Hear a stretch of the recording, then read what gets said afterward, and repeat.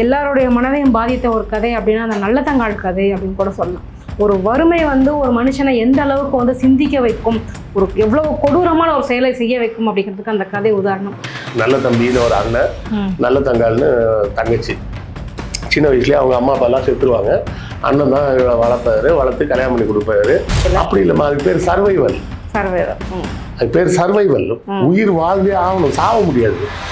இல்லைன்னா நல்ல தங்காள் மாதிரி அந்த பாட்டி என்ன பண்ணிருக்கணும், அந்த பிள்ளைங்கள தான் கிளத்துல போட்டு அவங்க உடம்பு செத்துருக்கணும். வாழ்க்கையில் முக்கியமாக 4 தருணங்கள்மா. ஒன்று அவன் பிறந்தது, 2வது அவனுக்கு கல்யாணம் வருது, 3வது அவன் பிள்ளைக்கு கல்யாணம் பண்ணி வைக்கிறது, 4வது செத்து போகிறது. பெண்களுக்கு அந்த அவங்களோட பொருளாதார உரிமையை கொடுக்கணுன்ற இடத்துக்கு எவனும் வரமாட்டான். அதாவது சுதந்திரம்ன்றது வந்து இன்னொருத்தர் கொடுக்கறது இல்லைம்மா, இன்னொருத்தர் தடுக்காமல் இருக்கிறது தான் சுதந்திரம். நேயர்களுக்கு வணக்கம். இன்றைய நேர்காணலில் நம்மோடு இணைந்திருக்கிறார் வரலாற்று ஆய்வாளர் மற்றும் எழுத்தாளர் திரு கிருஷ்ணவேல் அவர்கள். வாருங்கள் பேசுவோம். வணக்கம் சார். வணக்கம். பொதுவாகவே பார்த்தீங்க அப்படின்னா நிறைய காவிய கதைகள்லாம் படிச்சிருப்போம், நிறைய வரலாற்று கதைகள்லாம் படிச்சிருப்போம். பெண்கள் வந்துட்டு எவ்வளோலாம் கஷ்டப்பட்டு வந்திருக்காங்க, எவ்வளோ மாதிரியான போராட்டங்கள் எதிர்கொண்டிருக்காங்கன்னு. எல்லாருடைய மனதையும் பாதித்த ஒரு கதை அப்படின்னா அந்த நல்லதங்காள் கதை அப்படின்னு கூட சொல்லலாம். ஒரு வறுமை வந்து ஒரு மனுஷனை எந்த அளவுக்கு வந்து சிந்திக்க வைக்கும், ஒரு எவ்வளவு கொடூரமான ஒரு செயலை செய்ய வைக்கும் அப்படிங்கிறதுக்கு அந்த கதை உதாரணம். அந்த கதையை பற்றின ஒரு விரிவான செய்திகளை எங்களுக்கு கொஞ்சம் ஷேர் பண்ணுங்க சார். நல்லதங்காள் கதைன்னு மட்டும் இல்லாமா, இது வந்து ஃபோல்க்ளோர் அப்படின்னு சொல்லுவாங்க. ஃபோல்க்ளோர் பேலட் அப்படின்னு ஆங்கிலத்தில் சொல்லுவாங்க. அதாவது மக்கள் உருவாக்கிய இலக்கியங்கள் இவையெல்லாம். மக்கள் வந்து ஒரு சில விஷயங்களை பார்க்கும்போது அன்னைக்கு வந்து யூடியூப்லாம் கிடையாது, கரெக்டாக? யூடியூப், இன்ஸ்டாகிராம்லாம் கிடையாதுன்றப்போ அன்னைக்கு மக்கள் போட்ட ஸ்டோரிஸ் தான் இதெல்லாம். அதாவது ஒரு உண்மை சம்பவத்தை பார்த்துட்டு அதை சுற்றி அவர்களது சிந்தனை என்னவாக இருக்குது, மக்களோட மனசில் என்ன சிந்தனை இருக்குது அப்படிங்கிறத அவங்க வெளிப்படுத்தும் விதமாக உருவாக்கப்பட்ட கதைகள் தான் இந்த மாதிரி பாடல்கள்லாம். இது வந்து பார்த்திங்கன்னா எவ்வளோ லாஸ்ட்டாக கூட நடந்திருக்குன்னா கிட்டத்தட்ட 1800களில் கூட நடந்திருக்கு. 1800களில் கூட வீரபாண்டிய கட்டபொம்மனை பற்றி, பூலித்தேவனை பற்றி, வெள்ளையம்மாள் பற்றி இப்படிலாம் வந்து மக்கள் அவங்களாக உருவாக்கக்கூடிய ஒரு கதைகளாக உருவாகி அதன் பிறகு அவர்களது மக்களுக்குன்னு இருக்கக்கூடிய ஒரு இசை வடிவம்னு ஒன்று இருந்தது. அது பேர் வில்லுப்பாட்டுன்னு சொல்லுவாங்க. ஒரு வில்லு மாதிரி ஒன்று கட்டி வச்சுருப்பாங்க. அதில் ஒரு பானையை வச்சு ஒரு ஓரத்தில் கட்டிட்டு இன்னொரு ஓரத்தில் பார்த்திங்கன்னா சலங்கைகள் கட்டி வச்சுருப்பாங்க. எல்லாம் நீங்கள் பார்த்துருக்கீங்களான்னு தெரியாது. டிவியில் பார்த்துருக்கேன். டிவியில் பார்த்துருக்கீங்க. நான் வந்து நேர்லேயே பார்த்துருக்கேன். கோயிலில் கொடைம்பாங்க. கோயில் கொடைன்னா ஒரு 3 நாள் அந்த கோயிலில் வச்சு ஒரு ஃபங்க்ஷன் மாதிரி நடக்கும். அது ஏன் 3 நாள்னு பார்த்தீங்கன்னா அதுவும் சாதி தான் காரணம், வேற ஒன்றும் கிடையாது. இந்த சாதி முதல் நாள் பூஜை பண்ணுவோம், 2வது சாதி 2வது நாள் முதல் நாள் மத்தியானம் பூஜை பண்ணுவோம், இந்த சாதி வந்து முதல் நாள் ராத்திரி பூஜை. இப்படி ஒரு நாளைக்கு 6 டைம் பூஜை நடக்கும். அந்த 6ம் ஒவ்வொரு ஜாதிக்காரங்க வந்து பண்ணுவாங்க. அப்படி தான் 3 நாள் நடக்கும். எல்லா ஜாதிக்காரங்களும் பண்ணி முடிக்கிற வரை அந்த கோயிலில் கும்பிட்றவங்க அந்த சாதியை சேர்ந்த எல்லாரும் வந்து பண்ணுவாங்க. அதுக்கு ராத்திரியில் பார்த்தீங்கன்னா வில்லுப்பாட்டு போடுவாங்க. நாங்கள்லாம் போயிருக்கோம், பாயெல்லாம் எடுத்துகிட்டு போவோம். அது பார்த்தீங்கன்னா ஒரு பெரிய ஏரியாவில் நடக்கும். பாயெல்லாம் விரிச்சு போட்டு படுத்துக்கிட்டு கதை கேட்டுட்டு அப்படியே தூங்கி காலையில் எழுந்திரிச்சு வருவோம். அது விடிய விடிய விடிய விடிய பாடுவாங்க. சொடல மாடன் கதை, அது நிறைய கதைகள் பாடுவாங்க. அதில் பக்தி இல்லாமல் சொல்லப்பட்ட கதைகள், மன்னர்களை பற்றி இல்லாமல் சொல்லப்பட்ட கதைகள் தான் முக்கியமாக 3 கதைகள் தான். இதில் வந்து எல்லா கதையுமே வரும். சொல்ல மாடன் கதை வரும், அதெல்லாம் சாமி சம்மந்தப்பட்ட கதைகளாக வரும். மதுரை வீரன் கதை அப்படின்லாம் வரும். இந்த மதுரை வீரன் கதைன்றதே வந்து அந்த சாதிய ஏற்றத்தாழ்வை காட்டும் கதை. அது மதுரை வீரன்னா அது வேற ஏதோ ஒரு கதை நினச்சிட்டு இருக்கோம். அவர் மதுரை வீரன்றவர் வந்து அவர் யாருக்கு பிறந்தாருன்னே தெரியாது.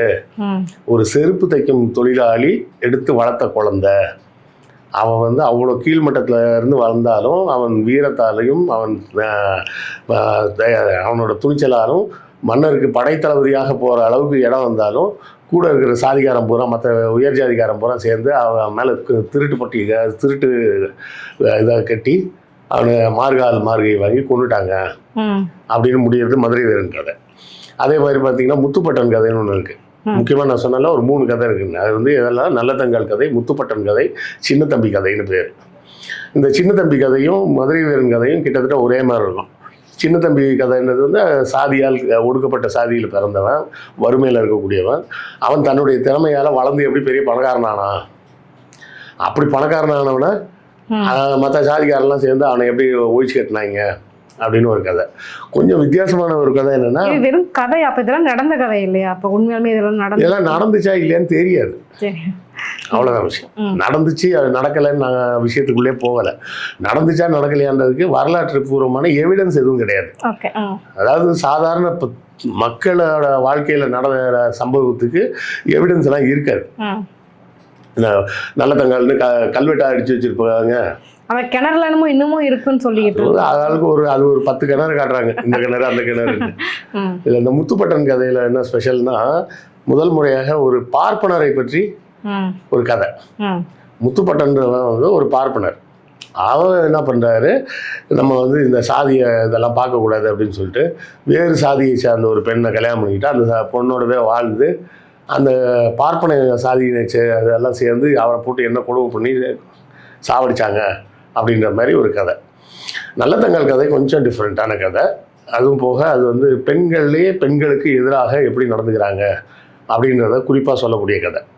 அதாவது நம்ம தமிழ்நாட்டில்னு இல்லை, குறிப்பாக உலகம் பூராமே பெண்களுக்கு எதிரான அடக்குமுறையை அதிகம் செய்ய வைப்பது, செய்கிறது இல்லை, செய்ய வைக்கப்படுவது பெண்கள் மூலமாகத்தான். பெண்களுக்கு எதிரான அந்த கொடூரங்கள் பூராமே அரங்கேற்றுவது யார் அப்படின்னு பார்த்தீங்கன்னா பெண்கள் தான். அதை அரங்கேற்ற வைப்பது ஆண்கள். சரியா? ஆண்கள் தான் செய்ய வைக்கிறாங்க. ஆனால் என்னவோ அவங்களுக்கு அதுக்கும் சம்மந்தமே இல்லைன்ற மாதிரி நடந்துப்பாங்க. ஆனால் அந்த நேரடியாக களத்தில் வேலை செய்கிறது வந்து பெண்கள் தான் அந்த வேலையை செய்கிறாங்க. அதை குறிப்பது தான் நல்ல தங்கால் கதை. நல்ல தங்கால் கதை என்னன்னா, ஒரு அம்மா அப்பாவுக்கு ஒரு பையன் ஒரு பொண்ணு, நல்ல தம்பின்னு ஒரு அண்ணன், நல்ல தங்கால்னு தங்கச்சி. சின்ன வயசுலேயே அவங்க அம்மா அப்பாலாம் செத்துருவாங்க. அண்ணன் தான் வளர்ப்பாரு, வளர்த்து கல்யாணம் பண்ணி கொடுப்பாரு. பேர் காசிநாதன் நினைக்கிறேன். காசிநாதன் ஒருத்தருக்கு திருமணம் செய்து மானாமதுரைக்கு அனுப்பிச்சிடுவாங்க. ஒரு காலத்தில் அவங்களுக்கு ஒரு 7 குழந்தைகள்லாம் பிறந்து நல்லா தான் வாழ்ந்துட்டு இருப்பாங்க. திடீர்னு ஊரில் பெரிய பஞ்சம் வந்துடும். அந்த பஞ்சத்தில் அவங்க கணவர் இறந்துடுவார். கணவர் இறந்த பிறகு பார்த்தீங்கன்னா நல்ல தங்காலுக்கு அவங்க புகுந்த வீட்டில் யாரும் ஆதரவு கொடுப்பதற்கு தயார் இல்லை.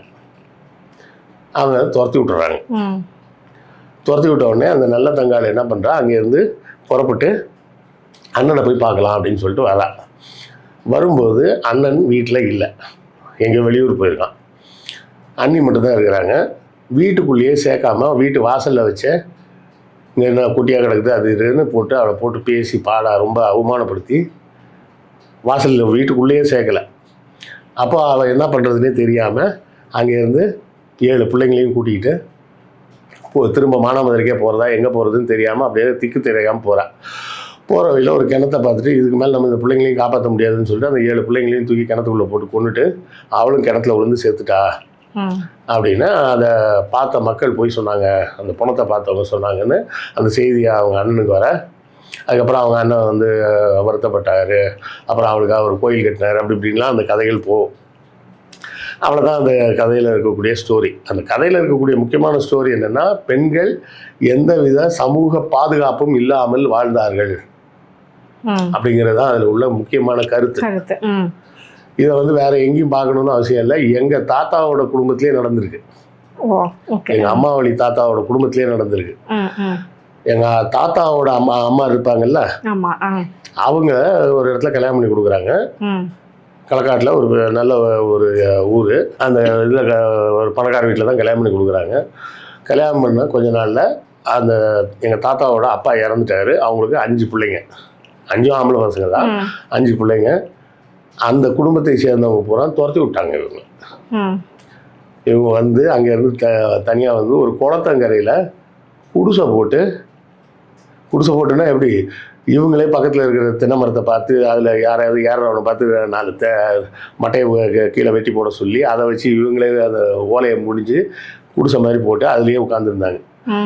அப்போ வந்து எங்கள் தாத்தா வந்து மூணாவது பையன். அதில் 2வது பையன் நோய் வந்து செத்து போயிட்டார். மிச்சம் 4 பேர் இருந்தாங்க. அவங்களாம் உழைச்சி கூலி வேலைக்கு போய் வீடு கூட கிடையாது. அப்போ அதுலேருந்து எவ்வளோ பெரிய உழைப்பு இருக்குன்றது தான் அதில் பார்க்கணும். நிறைய பேர் வந்து எங்கள் குடும்பத்தை சேர்ந்தவங்களே அதெல்லாம் சொல்ல மாட்டாங்க. அதெல்லாம் சொன்னால் அசிங்கம் அப்படின்ற மாதிரி நினைப்பாங்க. அது அசிங்கம் கிடையாது. அதுதான் வந்து வாழ்க்கையில் நம்ம எடுத்துக்க வேண்டிய ஒரு பாடம். அதுக்கு படிப்பு கிடையாது, ம். அப்பா கிடையாது, குடியிருக்க வீடு கிடையாது, சாப்பிட சாப்பாடு கிடையாது, ஹெல்ப் பண்ணுறதுக்கு எந்த சொந்தக்காரங்களும் கிடையாது. இப்போ பெண்களுக்கு சொத்தில் உரிமை உண்டுன்னு ஒரு சட்டம்லாம் கொண்டு வந்திருக்காங்களே, ஆமா. அந்த சட்டம்லாம் அன்றைக்கி இருந்திருந்தா அந்த பாட்டிக்கு ம். யாரும் இப்படி ரோட்டில் துரத்தி விட வரணும்னு அவசியம் இல்லைல்ல. ஆமாம், ஒரு பாதுகாப்பு கிடைச்சிருந்திருக்கும். சொத்தாவது இருந்திருக்கும், அதனால் கண்டிப்பா. அதுக்காவது கம்முன்னு இருந்திருப்பாங்கல்ல. ஆமாம். அதெல்லாம் இல்லைன்றதுனால துரத்தி விட்டாங்க. ம். ஸோ கல்யாணம் பண்ண வீட்லேயும் சேர்த்துக்கல, பெற்றவங்க வீட்லேயும் சேர்த்துக்கல. அப்போ ரோட்டில் குடிச்சு அதுதான் நல்ல தங்காளோட அன்னைக்கு இருந்த பெண்களோட நிலைமை. ம். பெண்கள் வந்து புரிஞ்சுக்க வேண்டிய விஷயம் என்னன்னா, இப்போவும் லூசுத்தனமாலாம் சில பேர். உண்மையாவே உங்க பாட்டிக்கு ரொம்ப மன தைரியம் ஜாஸ்தி. ஆமாம், 4 பிள்ளைங்க வளர்த்துருக்காங்க. ஆமா. அந்த 4 பிள்ளைங்களுக்கும் கல்யாணம் பண்ணி வச்சு பேரம்பேத்தியெல்லாம் பார்த்துட்டு தான் செத்தாங்க. ஆமா, எவ்வளவு போல்டா இருந்திருப்பாங்க பாருங்க. இப்ப இருக்கிற பெண்களுக்கு கூட இவ்வளவு கல்வி அறிவு இருந்தும் இவ்வளவு ஃபினான்ஷியல் இண்டிபெண்டன்ட் இருந்தும் இருக்குமான்னு தெரியல. அப்படி இல்லைம்மா, அதுக்கு பேர் சர்வைவல். சர்வைவர். அது பேர் சர்வைவல். உயிர் வாழ்ந்தே ஆகணும், சாவ முடியாது. இல்லைன்னா நல்ல தங்கால் மாதிரி அந்த பாட்டி என்ன பண்ணிருக்கணும், அந்த பிள்ளைங்களை தான் கிணத்துல போட்டு அவங்க விழுந்து செத்துருக்கணும். ஆமா. சரியா? ஆமா. அதே மாதிரி இன்னொரு பாட்டி நான் பார்த்துருக்குறேன். இந்த 2 பாட்டியும் நான் வந்து ஃபோட்டோவில் தான் பார்த்துருக்கேன், நேரில் பார்த்தது இல்லை. ஏன்னா அவங்களாம் ரொம்ப வயசானவங்க. இன்னொரு பாட்டி என்னென்னா, எங்கள் தாத்தாவோட ஒய்ஃப் இருப்பாங்கல்ல, எங்கள் பாட்டி, அவங்க அம்மா, அவங்களுக்கு 2 பசங்க, ஒரு பொண்ணு. அந்த பொண்ணு தான் எங்கள் பாட்டி. அவங்களுக்கும் இதே மாதிரி சின்ன வயசுலேயே அவங்க கணவர் இறந்து வீட்டை விட்டு துரத்தி விட்டாங்க. அவங்க என்ன பண்ணுவாங்கன்னா, போய் ஒரு வியாபாரிகிட்ட பேசி காலையில் நெல்லை வாங்கிட்டு வந்து, நெல் காலையிலாம் எப்போ 4 மணிக்கெல்லாம் போய் வாங்கிட்டு வந்துடணும். வாங்கிட்டு வந்து காலையில் 4 மணிக்கு உட்காந்து உரலில் போட்டு நெல்லை குத்தி அதை புடச்சி அரிசியாக்கி, அந்த ஊமியெல்லாம் நீக்கி அரிசியாக்கி அதை கூடையில் போட்டு தலையில் தூக்கிட்டு போய் தெருவாக போய் அரிசியை விற்று அந்த காசை சேர்த்து வச்சு பிள்ளைங்களை வளர்த்து கடைசியில் அவங்க சாகும்போது எப்படி சேர்த்தாங்க தெரியுமா? எங்கள் பாட்டி கல்யாணம் பண்ணி கொடுத்தாங்க, நகையெல்லாம் போட்டு. பெரிய பையனுக்கு அந்த ஏரியாலேயே ஒரு பெரிய அரிசி கடையை வச்சு கொடுத்துட்டாங்க. சின்ன பையனுக்கு ஒரு மளிகை கடை வச்சு கொடுத்தாங்க. அந்த பசங்களுக்கும் கல்யாணம் பண்ணி வச்சாங்க. இப்படி நீங்கள் நிறைய வெற்றிகரமான பெண்களை வந்து அந்த காலத்தில் பார்க்கலாம். சரியா? இதெல்லாம் வந்து அந்த காலத்தில் வந்து பெண்களுக்கு இருந்த பாதுகாப்பின்மை, சமூக பாதுகாப்புன்னு ஒன்று கிடையவே கிடையாது. புரியுதுங்களா? அன்னைக்கு கூட ஒரு வீடியோ பார்க்குறேன், ஏதோ ஒரு டிபேட் மாதிரி ஏதோ ஒன்று பார்க்குறேன். எல்லாம் என்ன சொல்லிட்டு இருக்காங்க, நீ வேலைக்கெல்லாம் போவானா, வெளியூருக்கெல்லாம் போவானா, வேணா இங்கே வேணா வேலைக்கு போ,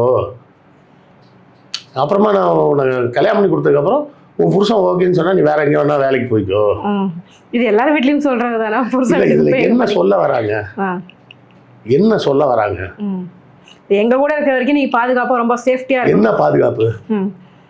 பேர் கெட்டு போயிட்டோம்லாம் வெளியில போனா. என்ன பேர் கெட்டு போகும்? ஆமா, உங்க பொண்ணு பாத்தீங்கன்னா அது ஊர் சுத்துறாங்க, அந்த பேர் வந்துடக்கூடாது இல்ல. ஒன்றும் இல்லை, என் பொண்ணு வேர்ஜினா நான் வச்சு பாதுகாப்பேன். அதை நான் வெளிப்படையா சொல்ல வேண்டாமே நினைச்சேன். சொல்லிதானே ஆகணும். அதை மட்டும் சொல்லாம எல்லாரும் உருட்டுறாங்க. இந்த சைடு அப்பா சைடுன்னு உட்காந்துருக்காங்க, எல்லாம் உருட்டுறாங்க. என் பொண்ணை வேர்ஜினா நான் வச்சிருந்தேன், வேர்ஜினா கொடுத்துட்டேன் ஒருத்தன்ட்ட.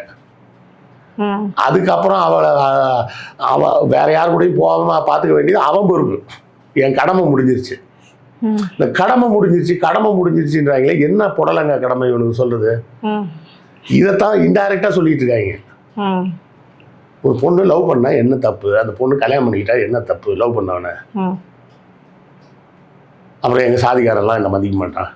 சாதிய கட்டமைப்புகள்லாம் பார்த்தீங்கன்னா ஒரு பெண்ணை சுற்றியே தான் வந்து இருந்துகிட்டு இருக்குன்னு சொல்லுவாங்க. ஏன்னா ஒரு பொண்ணு வந்து ஒரு கல்யாணம் பண்ணி ஒரு இடத்துக்கு போயிட்டாங்க அப்படின்னா அதன் மூலியமா தான் அந்த குலம் தடைக்குது அப்படின்னும் போது அப்புறம் ஒரு பெண் வந்து அவ்வளவு புனிதமா வச்சுக்கலாம். சாதி உயிரோட இருக்கு, அதான் அப்படி சொல்றாங்க. ஆமா, அந்த குலம் குலப்பெருமைன்னு பெண்களை சுத்தி தானே சார் இவ்வளவு கட்டமைப்புகளும் கட்டமைக்கப்பட்டு வருது. சாதியாகட்டும், மதமாகட்டும், அவருடைய மானம், ரோசம், கௌரவம் எல்லாமே எதுக்காக கட்டமைக்கப்படுது? ஆம்பளைங்களோட வசதிக்கு. ஆமா, அந்த பொண்ணு பிஇ படிச்சிருக்கோம், அங்கே தாய்மாமனுக்கு கல்யாணம் இருக்காது, எவனும் பொண்ணு கொடுத்துருக்க மாட்டான். ஏன்னா அந்த நாய் +2 காலேஜுக்கு ஸ்கூலுக்கு போகாமல் நின்றுருக்கும். அப்புறம் இந்த பிஇ படித்த பொண்ணு அந்த +2 படித்த பொண்ணு கட்டி வச்சுருவாங்க. கேட்டால் நம்ம குடும்பம் சொந்தம் விட்டு போகக்கூடாது, சொந்தம் விட்டு போகக்கூடாது, சொத்து வெளியே போயிடக்கூடாது. அது சொத்தும் கிடையாது, ஒரு கர்மமும் கிடையாது.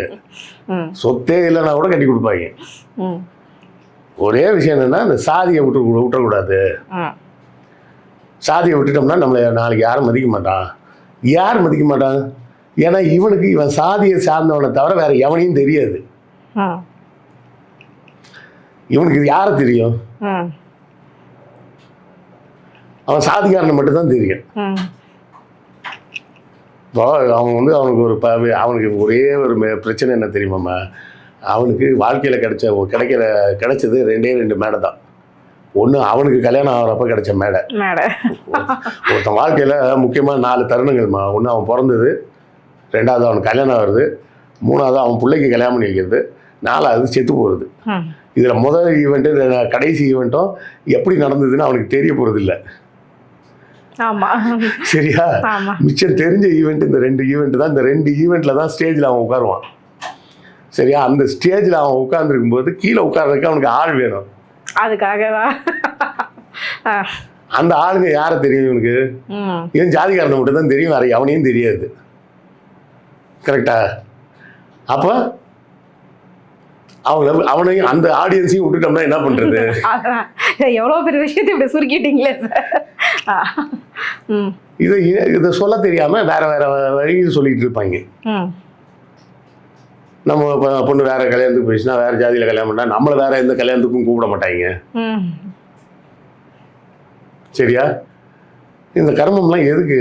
தேவையே கிடையாது. என் ஃப்ரெண்டு ஒருத்தர் 2 வருஷம் முன்னாடி கல்யாணம் பண்ணார். என்னோட சின்ன பையன் தான். சின்ன பையனா ரொம்ப சின்ன பையன், ஒரு 35 அந்த மாதிரி தான் இருப்பார். கல்யாணம் எங்கே வச்சு என்ன பண்ணார் தெரியுங்களா? அவரும் அந்த பொண்ணும் அப்பப்போ திடலில் மீட் பண்ணுவாங்க. லவ் மேரேஜ் தான். திடலில் நேராக பெரியார் சமாதிக்கு போனாங்க. 2 பேரும் மாலை மாற்றிக்கிட்டாங்க. வந்து அங்கே திடலில் திருமண ரிஜிஸ்டர்னு ஒன்று இருக்குது. அதில் 15 வச்சிட்டிங்கன்னா அவங்க பதிவாளர் ஆஃபீஸில் சொல்லி இந்த கல்யாணம் நடந்ததுன்னு பதிவு பண்ணிவிடுவாங்க. அங்கே போய் பதிவு பண்ணிவிட்டு 2 பேரும் ஒரு ஃபோட்டோ எடுத்து ஃபேஸ்புக்கில் போட்டாங்க, எங்களுக்கு கல்யாணம் ஆயிடுச்சு அப்படின்னு. இவ்வளோதான். வேறு யாருமே வரல. சும்மா பேருக்கு கூட ஒரு ஃப்ரெண்டு கூட நின்றுட்டு இருந்தாருன்னு கூட கிடையாது. சிம்பிளாக முடிச்சிட்டாங்க கல்யாணத்தை. இதுக்காக 2 பேரும் பிச்சை எடுக்கிறவங்கலாம் கிடையாது. மாப்பிள்ளை வக்கீல், பொண்ணு டாக்டரு. சரியா? பொண்ணு வந்து MBBS படிச்ச டாக்டர், இவர் BL படிச்ச லாயரு. எவ்வளோ சிம்பிளாக முடிச்சு போயிட்டாங்க. கல்யாணத்துக்கு அவ்வளோதான் தேவை, அதுக்கு மேலே ஒன்றும் தேவையே கிடையாது. கல்யாணத்துக்கு என்ன தேவை? பொண்ணு மாப்பிள்ளை இருந்தால் போதும். பொண்ணு மாப்பிள்ளை மட்டும்தான் வேணும். ஆமாம், வேற எதுவுமே தேவையில்லை. பெற்றவங்க பாவம் சார், அவங்களே ஆட் பண்ணிக்கலாம். இப்போ என் ஒய்ஃபே சொல்லும்போது நான் சொல்லுவேன், என் பையன் கூப்பிட்டானா அவன் கல்யாணத்துக்கு போவேன்னு சொல்லியிருக்கேன்.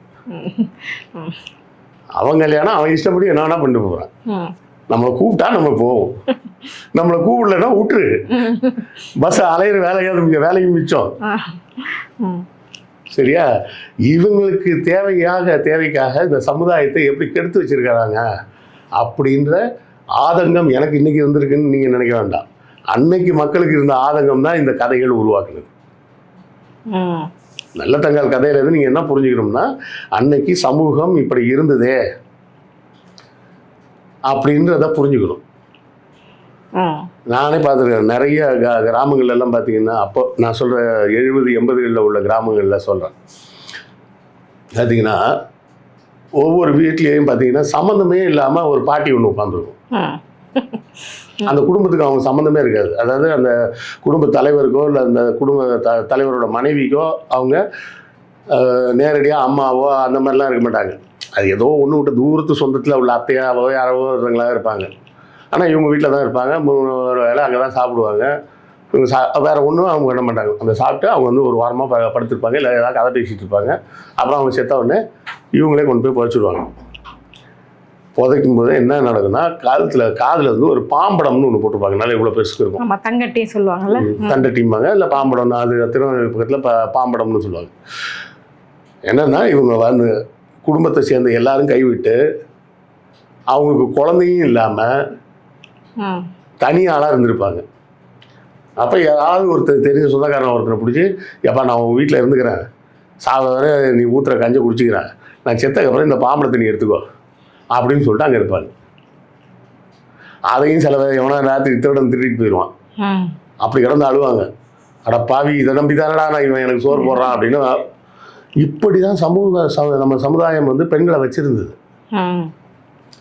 இன்னைக்கு இருக்கிற சூழலை பார்த்துக்கிட்டு நாம் ஏதோ ஒரு சொர்க்கப்புரியான உலகத்தில் வாழ்ந்துட்டு இருக்கோம்னு நினச்சிட்டு இருக்காங்க. இதுக்கு வந்து பின்னாடி பெரியாரும் அண்ணாவும் கலைஞரும் எவ்வளோ வேலை செஞ்சாங்க அப்படிங்கிறது இவங்களுக்கு தெரியல. இன்னைக்கு டைடல் பார்க்கில் உட்காந்துட்டு திமுக கைக்கூலி அப்படின்னு டைப் படிக்கிறான். அந்த டைடல் பார்க்கை கட்டி கொடுத்ததே உனக்கு கலைஞர் தான் கட்டி கொடுத்தாரு. இன்னைக்கு சாஃப்ட்வேரில் சென்னை நம்பர் 2க்கு போனதுக்கு காரணம் என்ன தெரியுமா? ஜெயலலிதா. ஏன்னா 91 தான் லிபரலைசேஷன் வருது. லிபரலைசேஷன் வரும்போது லிபரலைசேஷன்னா என்ன புண்ணாக்குன்னே ஜெயலலிதா அம்மையாருக்கு தெரியாது. அவங்க 5 வருஷம் ஜாலியாக உட்காந்து வளர்ப்பு மகன் திருமணம் பண்ணுறேன், அது பண்ணுறேன், இது பண்ணுறேன்னு கூத்தடிச்சுட்டு அவங்க போயிட்டாங்க. 96 திரும்பி கலைஞர் வந்ததுக்கப்புறம் தான் ஐடி பாலிசின்னு ஒன்று உருவாக்குறாரு. உருவாக்கி டைடல் பார்க்னு ஒன்று உருவாக்குறாரு. ஏன் டைடல் பார்க்னு பேர் தெரியுமா? அப்படி ஒரு ப்ராஜெக்ட் பண்ணணும்னா இன்வெஸ்ட் பண்ணுறதுக்கு பணம் வேணும். அந்த பணத்தை இன்வெஸ்ட் பண்ணது 2 கம்பெனி. எந்த கம்பெனினா கவர்மெண்டோட கம்பெனி தான். டிட்கோவும் எல்காட்டும். இந்த டிட்கோல இருந்து டிட்டும் எல்காட்ல இருந்து எல்லோ எடுத்து டைடல்னு பேர் வச்சாரு. அதுக்கு 91 லிபரலைசேஷன் வந்தப்பவே கர்நாடகா முடிச்சுக்கிச்சு. அதனால தான் பெங்களூர் வந்து ஹைடெக் சிட்டியா மாறிடுச்சு. நாம 5 வருஷம் கழிச்சு தான் வந்து சாஃப்ட்வேருக்குள்ள வரோம். 91 பெங்களூர் உள்ள வந்துருச்சு. சரியா? நாம 91 95 வரை சும்மா வெயிட் பண்ணிட்டு இருந்தோம். 96 இருந்தா டைடல் பார்க் வருது. அதுக்கப்புறம் தான் பிபிஓ எல்லாம் வருது. 96 வரை சென்னைக்கு நீங்கள் வேலைக்கு தேடி வந்தீங்கன்னா உங்களுக்கு 2 வேலை தான் கிடைக்கும். வேற ஒரு வேலையும் கிடையாது சென்னையில். ஒரு கம்பெனியில் போய் கிளார்க்காக வேலை பார்க்கலாம், இல்லைனா ஏதாவது ஒரு கம்பெனியில் போய் மெடிக்கல் ரெப்பாக வேலை பார்க்கலாம், சேல்ஸ் ரெப்பாக வேலை பார்க்கலாம். இந்த 2 வேலையை தவிர 96 வரை சென்னையில் வேற வேலையே கிடையாது. இல்லைனா ஸ்கூலில் வாத்தியார் வேலைக்கு போகலாம். சீமா முகத்தில் வர்றவங்க இருப்பாங்கல்ல, அது ஒரு பக்கம். அது விட்டு அது அப்பவும் இருக்காங்க, இப்பவும் இருக்காங்க. அது எப்பவும் இருப்பாங்க. அந்த இதுக்குள்ளெல்லாம் நான் போகல. சென்னையில் போய் ஒரு வேலை தேடி வேலை பார்க்கலாம் அப்படின்னு 95 வரை யார் வந்திருந்தாலும், நானும் அப்போ 91 வந்துட்டேன். நான் 91 தான் நான் சென்னைக்கு வரேன். அப்போல்லாம் வந்தோம்னா இந்த 3 வேலை தான் கிடைக்கும். ஒன்று வாத்தியார் வேலைக்கு போகலாம், ப்ரைவேட் ஸ்கூலில் எங்கேயா வாத்தியார் வேலைக்கு போகலாம். அப்போல்லாம் எவ்வளோ தருவாங்கன்னா ஒரு 1000 ரூபாய் வேணும் சம்பளம் தருவாங்க ஸ்கூல் வாத்தியாருக்கு. 91 1000 ரூபா கூட தர மாட்டாங்க. 900 ரூபாய் 800 ரூபாய் அந்த மாதிரி தான் கொடுப்பாங்க. இல்லைனா கிளார்க் வேலைக்கு போகலாம். கிளார்க் வேலைக்கு போனீங்கன்னா ஒரு 600 ரூபாய் 700 ரூபா சம்பளம் தருவாங்க, அவ்வளோதான். இல்லைன்னா மெடிக்கல் ரெப்பு, சேல்ஸ் ரெப்புன்னு அந்த வேலைக்கு போகலாம். இந்த 3 வேலையை தவிர வேறு வேலையே கிடையாது. 96 கலைஞர் வந்ததுக்கப்புறம் தான் டைடல் பார்க்னு ஒன்று உருவாக்கி திமுக கைக்கூலியேன்னு உனக்கு டைப் அடிக்கிறதுக்கு ஒரு வேலை வாங்கி கொடுத்துருக்கிறாரு. 89 தான் கலைஞர் வந்து பெண்களுக்கு சொத்தில் சரி சமமான பங்கு உண்டு அப்படின்னு சட்டத்தை கொண்டாடுறாரு. அதுக்கு முன்னாடி கிடையாது. அதுவும் புரியாமல் சில லூஸுங்க இப்போ நீங்கள் பார்க்குறேன். அப்போ வந்து வேறு மாதிரி சொல்லிகிட்டு இருந்தாங்க, இப்போ வேறு மாதிரி சொல்லிகிட்டு இருக்காங்க. ஆனால் சொல்கிறது ஒன்று தான், பெண்களை அந்த சொத்தை வாங்கிக்காதன்றது மட்டும் தான் சொல்கிறாங்க. அந்த சட்டம் கொண்டு வந்தப்போ என்ன தெரியுமா பண்ணாங்க? உனக்கு எவ்வளோ செலவு பண்ணி அப்பா கல்யாணம்லாம் பண்ணி வச்சாரு. இப்போ அதான பேச்சு. ஆமா, நகைலாம் போட்டு மேரேஜ் பண்ணி வச்சோமே, வேணான்னு எழுதி கொடுத்துரு. அப்புறம் கொஞ்ச நாள் கழிச்சு பொம்பளைங்க கொஞ்சம் உஷாராகி, ஏய் எனக்கு மட்டுமா கல்யாணம் பண்ணி வச்சாரு, அவனுக்கு தானே கல்யாணம் பண்ணி வச்சாரு, எனக்கு நகை போட்டாரு, அவனுக்கு வீடை விற்று காலேஜெலாம் படிக்க வச்சாருல்ல அப்படின்னு கேட்க ஆரம்பிச்சிட்டாங்கன்னு இப்படி யோசிக்கிறாங்க. இப்போ புதுசாக உருட்டுறாங்க. அன்றைக்கி ஒரு வீடியோ பார்க்குறேன். ஒரு பொண்ணு சொல்லுது, ஏங்க அப்பா இறந்துட்டாங்கல்ல, சொத்தை வந்து என் பங்கு போய் நான் கேட்டு பதிவு பண்ணிட்டு வந்துடுறேன், இல்லை நான் எழுதி கொடுத்துட்டு அதுக்கு உண்டான காசை வாங்கிட்டு வந்துடுறேன், நமக்கும் செலவு இருக்குல்ல அப்படின்னு அவர் கணவர் உருட்டுறாராம். இப்போ கணவர் சைட்லேருந்து உருட்டு வந்துட்டாங்க. அப்படின்னு இந்த பாரு, உங்கள் அப்பா சாகிறதுக்கு முன்னாடி எவ்வளோ கடன் வச்சுருந்தாரு, அது இருக்கும் ஒரு 15 லட்சம் இருக்கணும், அதெல்லாம் யார் அடைச்சது? உங்கள் அண்ணன் தானே அடைச்சாரு, அதனால் வேணான்னு எழுதி கொடுத்துட்டு வந்துரு, திருந்துட்டாங்க போலயே அப்படின்னு கணவர் சொல்கிறாராம். இல்லை கேட்குறேன், அந்த 15 லட்ச ரூபா கடன் வாங்கி அவங்க அப்பா என்ன பண்ணாரு? அவங்க அண்ணனுக்கு தானே நோட்டினாரு. அந்த 15 லட்சம் கடன் வாங்கி இந்த பொண்ணுக்கு பாதி கொடுத்தாரா? இல்லை. அப்போ காலங்காலமாக பொருளாதார ரீதியாக பெண்களை ஏமாற்றுவதுன்றது பல்வேறு வடிவங்களில் மாறி மாறி வந்துக்கிட்டே இருக்கே தவிர, பெண்களுக்கு அந்த அவங்களோட பொருளாதார உரிமையை கொடுக்கணுன்ற இடத்துக்கு எவனும் வரமாட்டான். நான் சொல்கிறது பூரா பெண்களுக்கு தான் சொல்லுவேன், நீங்கள் தயவு செய்து 30 வயசு வரை கல்யாணம் பண்ணாதீங்க. வேலைக்கு போங்க, படிங்க, வேலைக்கு போங்க, ஒரு 5-6 வருஷம் சம்பாதிச்சு சொந்தமாக செலவு பண்ணி பழகுங்க. சொந்தமாக செலவு பண்ணி எத்தனை பெண்கள் செலவு பண்ணியிருக்காங்க சொல்லுங்கள்? நீங்கள் உட்பட எடுத்துங்க. ஏதோ ஒரு செலவு பண்ணீங்கன்னா உங்கள் கணவர்கிட்ட சொல்லாமல் நீங்கள் செலவு பண்ணியிருக்கீங்களா? இல்லை, பண்ண முடியாது. இல்லை, நேர்மையாக சொல்லுங்கள். இதில் வந்து அசிங்கப்படுறதுக்கோ அவமானப்படுறதுக்கெல்லாம் ஒன்றும் கிடையாது. நீங்கள் மட்டும் இல்லை, இருக்கிற எல்லா பெண்களுக்கும் அதான் நிலைமை. ஒன்று பர்மிஷன் கேட்டுட்டு செலவு பண்ணுவாங்க, இல்லைன்னா செலவு பண்ணிவிட்டு எப்படியாவது சொல்லிடுவாங்க, ஏங்க இது ஒன்று பண்ணியிருக்கேன், இது ஓகே தானே அப்படின்னு ஒரு மாதிரி சொல்லி. ஆனால் எத்தனை கணவர்கள் வீட்டில் மனைவிட்ட சொல்லிட்டு செலவு பண்ணியிருக்காங்க? இல்லை செலவு பண்ணதையாவது சொல்லியிருக்காங்களா? சொல்ல மாட்டாங்க. ஏன்னா பெண்கள் அப்படியே வளர்க்கப்பட்டாங்க.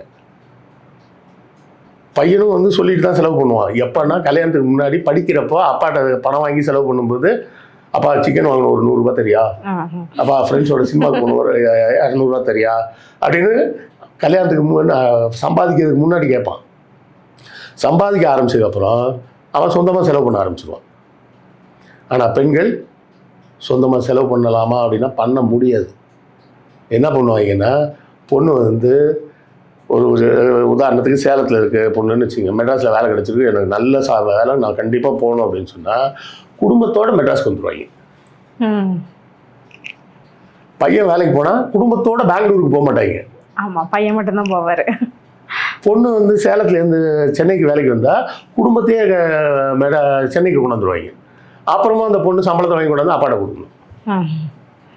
அப்புறம் அப்பாட்ட கேட்டுருவாங்க. எத்தனை வேலைக்கு போகிற பெண்கள் அரசு ஊழியர்கள் உட்பட அவங்களோட டெபிட் கார்டு அவங்க கையில் வச்சுருக்காங்க. இன்வேரியபிளி 95லேருந்து 98% சம்பாதிக்கும் பெண்களோட டெபிட் கார்டு அவங்க புருஷன்ட்ட தான் இருக்கு. உண்டா இல்லையா? உண்மையா இல்லையா? உண்மைதான். அப்ப இதை ஏன் பெண்கள் கேட்கறது இல்லை?